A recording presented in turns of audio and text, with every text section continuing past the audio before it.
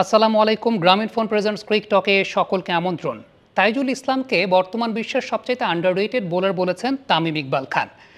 বাংলাদেশের মাটিতে এর আগে চট্টগ্রামের সর্বশেষ যে টেস্টটা হয়েছিল সেখানেও তাইজুল ইসলাম 5 উইকেট নিয়েছেন, আজকেও তাইজুল 5 উইকেট নিয়েছেন। কেন আসলে তাকে আন্ডাররেটেড হিসেবে বিবেচনা করা হয় এর পেছনে দুইটা অনেক বড় কারণ আছে।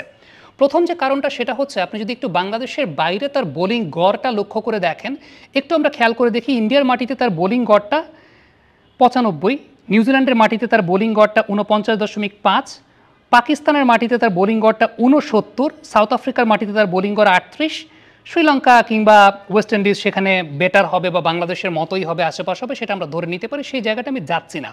বাট এই যে আপনি কয়েকটা কন্ডিশনে দেখালাম যে এই সমস্ত কন্ডিশনগুলোতে তাইজুল ইসলামের প্রতি রানে উইকেট পাওয়ার হারটা কিন্তু আসলে অনেক বেশি, রান অনেক বেশি কনসিড করে ফেলছেন। এর পেছনে অন্যতম বড় কারণটা হচ্ছে যে ওভার স্পিন করতে না পারা বা ওভার স্পিনটাকে ডেভেলপ করতে না পারা। তাইজুল ইসলাম সাইড স্পিন নির্ভর বোলার, বাংলাদেশের 99% বোলারই আসলে সাইড স্পিন নির্ভর বোলার। একমাত্র শেখ মেহেদী ছাড়া এই মুহূর্তে যারা আছেন বাংলাদেশ ক্রিকেট সার্কিটে ওভার স্পিনটা ওইরকমভাবে আসলে কেউ করতে পারেন না।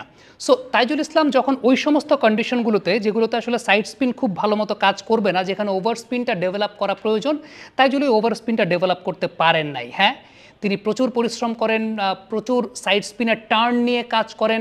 অন্যান্য যে কোনো বোলারের তুলনায় সাইড স্পিনে তাইজুল ইসলামের টার্নটা অনেক বেশি, সেই ব্যাপারে অস্বীকার করার কোনো কিছু নেই, কিন্তু ওভার স্পিনটা তিনি ডেভেলপ করতে পারেন নাই। দ্বিতীয়ত যে কারণটা সেটা হচ্ছে সাদা বলের ক্রিকেটে তাইজুল ইসলাম তার ফর্মটাকে ট্রান্সফর্ম করতে পারেননি, সেটা একটা অনেক বড় কারণ। এখন এই কারণের পেছনে ওয়ার্ল্ড ওয়াইড ইন্টারন্যাশনাল ক্রিকেটে ফিঙ্গার স্পিনাররা স্ট্রাগল করছেন, বিশেষ করে যারা টার্ন নির্ভর বোলিং করেন।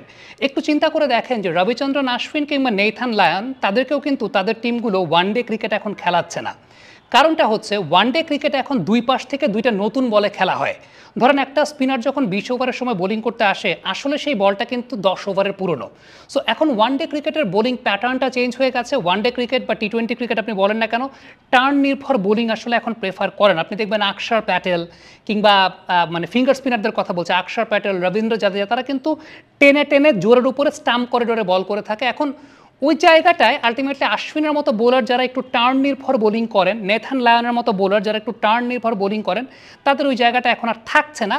রাদার দ্যান রিস্ট স্পিনারদের একটা আধিক্য আমরা দেখতে পাচ্ছি ওয়ানডে ফরম্যাটটা, পার্টিকুলারলি আপনি টি-20 ফরম্যাটে যদি চিন্তা করেন, যে যেহেতু বলটা আসলে নতুন থাকছে, বলটা কিন্তু ওইরকম পুরাতন হচ্ছে না। So this is the fact, যেটা আসলে টেস্ট ক্রিকেটে হয় কি, অনেক সময় পাওয়া যায়, আপনি ইনভেস্ট করতে পারছেন। ফিঙ্গার স্পিনার বল পুরানো হওয়া পর্যন্ত ওয়েট করতে পারছে, বলের টার্নের উপর কাজ করতে পারছে, ফ্লাইট দিয়ে রান কনসিড করলেও টেস্ট ক্রিকেটে সেটা কোনো ম্যাটার করছে না।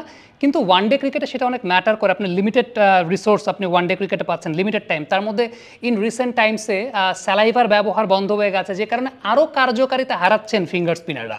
সো ওই জায়গাটাতে ওয়ানডে প্যাটার্নের বোলিং, যেটা ওয়ানডে প্যাটার্নের বোলিং আসলে খুব বেশি টার্ন না, ওয়ানডে প্যাটার্নে ওভার স্পিনটাও এখন অনেক বেশি মাত্রায় কার্যকরী, এবং সাইড স্পিন করলেও সেটা টেনে জোরের উপরে মিডল অফ করিডোরে স্টাম্প করিডোরটা মেনটেন করে জাস্ট রান কনসিড করার জন্য বোলিং করার জায়গাটা। বাট তাইজুল যেরকম উইকেট টেকিং বোলার, তাদের নেচারে আসলে ওই জিনিসটা আসলে থাকে না, বা তারা ওই নেচারের বোলিংটা আসলে করেন না।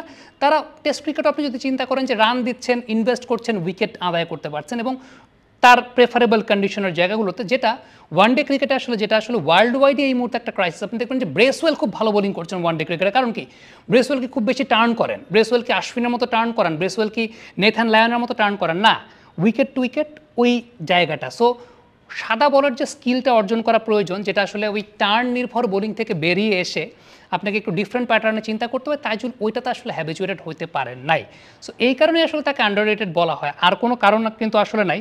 আদারওয়াইজ তার ডেডিকেশনের জায়গাটা, তার বোলিং প্যাটার্নের জায়গাটা, তিনি বল যেভাবে টার্ন করাতে পারেন, সেই জায়গাগুলো যদি আপনি চিন্তা করেন, ওয়ার্ল্ডের one of the best, no doubt about that. কিন্তু ওই সাইড স্পিন টার্ন এখন ওয়ার্ল্ড ক্রিকেট ওইভাবে চলে কিনা, বা আপনি যখন একটু সাবকন্টিনেন্টের বাইরের অন্য কন্ডিশনে, বা সাবকন্টিনেন্টেও এখন কিছু ফ্ল্যাট কন্ডিশন আছে, পাকিস্তানে যেরকম হয়, ইন্ডিয়াতেও কিছু কিছু জায়গাতে হয়, ওই কন্ডিশনগুলোতে আলটিমেটলি আপনাকে ওভার স্পিনটাও দক্ষতা অর্জন করতে হয়, যেটা আসলে তাইজুল অর্জন করেন নাই এই বছরগুলোতে।